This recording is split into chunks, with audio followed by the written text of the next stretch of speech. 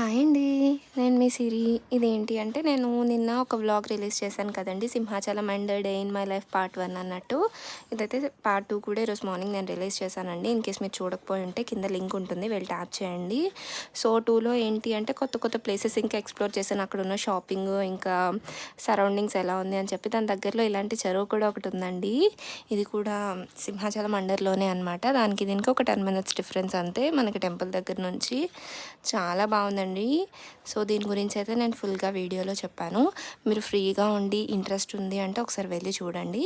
నాకైతే లాస్ట్ వీడియోకి రెస్పాన్స్ అయితే బాగా వచ్చిందండి. చాలా మంచి కమెంట్స్ వచ్చాయి. థ్యాంక్ యూ సో మచ్ అండి. ఎవరైతే ఫ్రీ చేసుకొని మరి నా గురించి టైప్ చేసి కమెంట్ చేశారో థ్యాంక్ యూ సో మచ్.